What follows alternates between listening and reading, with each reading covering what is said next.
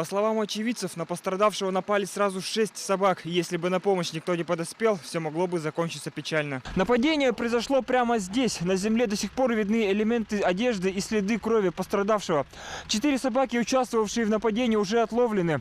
Однако еще 2 бегают где-то на свободе. Агрессивных собак разогнал вовремя подоспевший охранник одного из предприятий, расположенных в переулке. Сразу же после инцидента был организован рейд по отлову животных, причастных к нападению.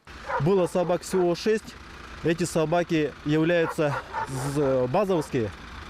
Они все в базах живут. То есть тут более 10 баз.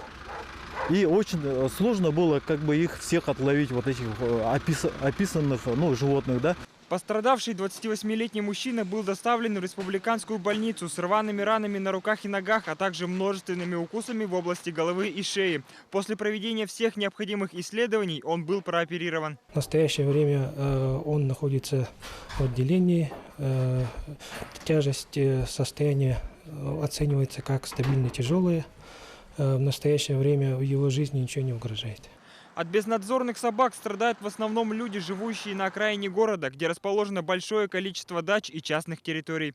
Брошенные хозяевами животные сбиваются в стаи, которые впоследствии представляют собой серьезную угрозу. Профилактические беседы будут. Базами, получается, у нас в основном переулок базовый, задние базы же, да, получается.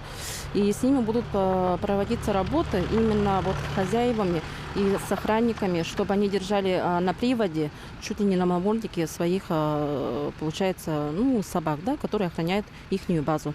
Регулировать численность бродячих собак должны специальные подрядные организации. Однако проблема в том, что их в Якутске слишком мало. И пока вся эта система не придет в порядок, будут возникать новые жертвы. Евгений Заборовский, Роберт Набиев, Вести, Якутск.